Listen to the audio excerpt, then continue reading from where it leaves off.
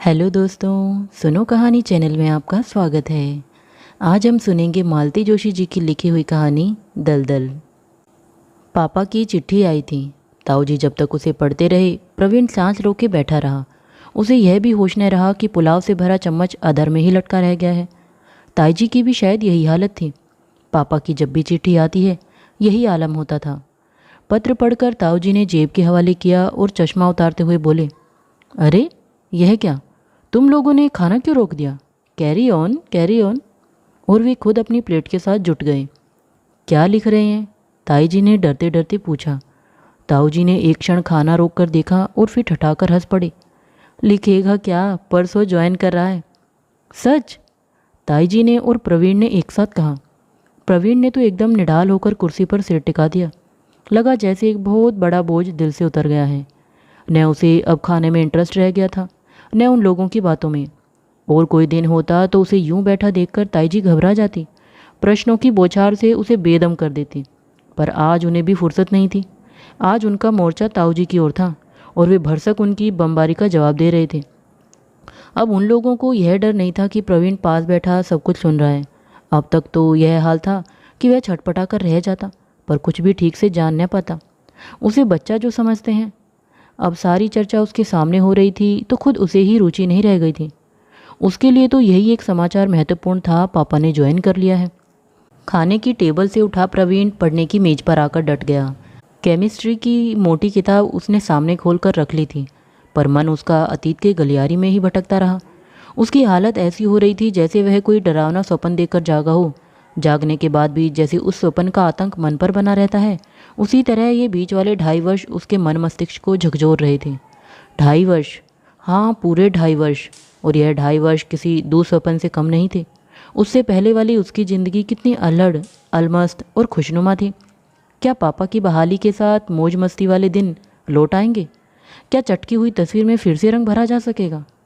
कब चटकी थी यह तस्वीर पहली बार? उसे आज भी वह दिन कल की तरह याद है। जीवन की कठोर वास्तविकता से उसका प्रथम साक्षात्कार उसी दिन तो हुआ था। अप्रैल की उमस भरी शाम थी। दोस्तों के साथ धमाचौकड़ी मचाकर वह शाम ढले घर लौटा था। किसी फिल्मी धुन पर थिरकते हुए उसने बरामदे में पैर दिया ही था कि सुना, ड्राइंग रूम में पापा किसी से बात कर रहे हैं। पापा के पास कोई बैठा है। इसमें नया कुछ नहीं था, यह तो नियम सा था। पर पापा जिस आजीजी से बात कर रहे थे उससे उसे कौतूहल हुआ। उसने झांक कर देखा, शांतिलाल थे और पापा बड़े विनम्र अंदाज में कह रहे थे, शांतिलाल जी, किसी तरह बेबी की शादी तक इस खबर को दबा दीजिए बस। मैं कोशिश तो कर रहा हूँ सर, शांतिलाल जी ने दांत निपोरते हुए कहा। पर आप तो जानते हैं दफ्तर में कैसे कैसे घाक बैठे हुए हैं। वह शर्मा तो सबसे कहता फिर रहा है कि वह भोपाल में ऑर्डर देख कर आया है। उसी की उड़ाई हुई खबर है सर। कैसी खबर पापा? प्रवीण ने हॉल में घुसते ही एकदम पूछ लिया था। पापा ने चौंक कर उसे देखा। क्षण भर को वह जैसे काट के हो आए, फिर दूसरे ही क्षण उनका चेहरा तमतमा उठा। कड़क कर बोले, तुम अपना काम देखो, हर जगह दखल देने की कोई जरूरत नहीं है। प्रवीण सन रह गया। पापा उससे इस तरह बोलेंगे यह उसने कभी सोचा भी नहीं था, और वह भी शांतिलाल जैसे 2 कौड़ी के आदमी के सामने। अपमान से वह भीतर तक लाल हो आया। वह खूब जानता था कि शांतिलाल इसी जरा सी बात को नमक मिर्च लगाकर कितनी बड़ी बना देगा। शर्म के मारे प्रवीण से तो बाहर निकला ही नहीं जाएगा। पता नहीं क्यों उसे शांतिलाल से इतनी नफरत थी। जब देखो ही करता रसोई तक चला आएगा। मम्मी इतनी नफासत पसंद है कि उनके सामने चपरासियों की घिघी बंदी रहती है, पर वे भी इस बोर्डम को जब्त कर लेती हैं, पता नहीं क्यों।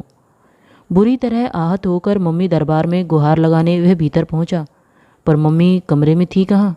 इन दिनों तो उनका पूरा दिन दीदी के कमरे में बीतता था, और दीदी का कमरा एक अच्छा खासा गोदाम बन गया था। जिस दिन से सगाई हुई है घर में सामान बस आता ही जा रहा है। कभी कभी तो इन लोगों को इतना भी होश नहीं रहता कि एक ही चीज़ बार बार न मंगवाए। एक ही दुकान से सामान खरीदे आदमी तो ऐसा घबला होगा भी नहीं, पर इन्हें तो शहर की सारी दुकानों में खाक छाननी होती है न।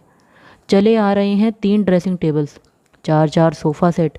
फिर दीदी रानी सबसे बढ़िया पीस सिलेक्ट करती हैं, बाकी लौट जाता है। उसकी एवरेज में कुछ और आ जाता है। बिजली का सामान तो कोई लौटाने को भी नहीं कहता। मम्मी सब उठाकर रख लेती है। कहती है आए दिन तो शादी ब्याह में जाना होता है, सब काम आ जाएगा। उस दिन भी मम्मी और दीदी बड़े मनोयोग से स्टील के डिनर सेट का मुआयना कर रही थी। एक एक चम्मच को उलट पुलट कर देखा जा रहा था। एक एक डोंगे का वजन हाथों में तोला जा रहा था। मन में ढेर सी शिकायत लेकर पहुंचा था प्रवीण, पर नए बर्तनों की चमक दमक में खुद भी खो गया। काले चमकते सनमाए का टोप पर वह बड़े करीने से प्लेटें लगा रहा था जब पापा कमरे में दाखिल हुए। प्रवीण को इतना समय ही न मिला कि वह दीदी को सावधान कर दे और वह चिहुक पड़ी। पापा देखिए ना, ये डोंगे हमें जरा अच्छे नहीं लगे।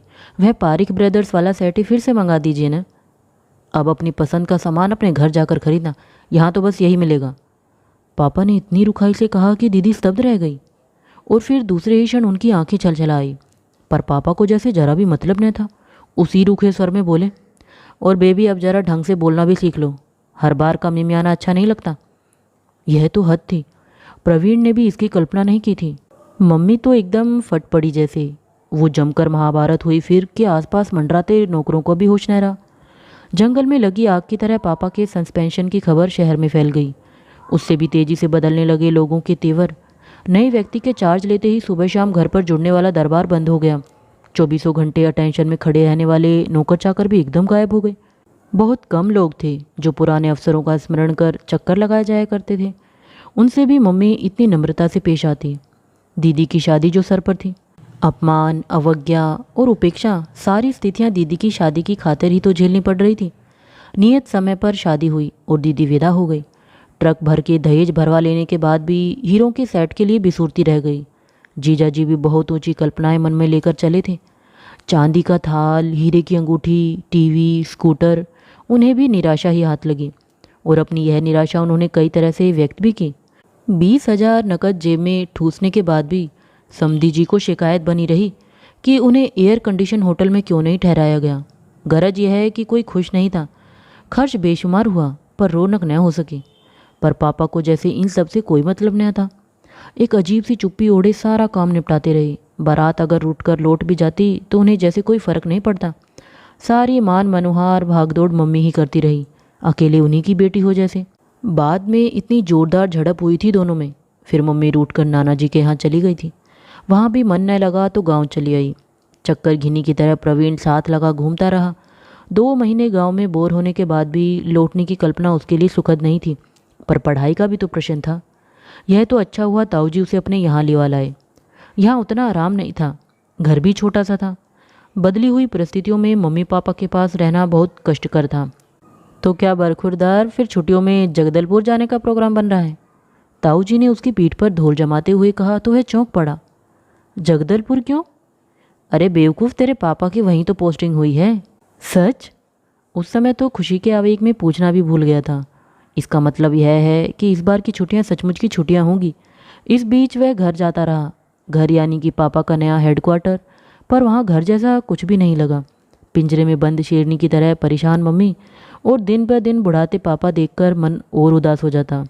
कितनी कितनी फरमाइशें मन में लेकर जाता, पर वहाँ जाते ही जैसे जबान पर ताला पड़ जाता। 2 बार दिवाली आई और चली गई। उदासी का अंधेरा वैसे ही कायम रहा। इस बीच उसका हायर सेकेंडरी का रिजल्ट भी आया।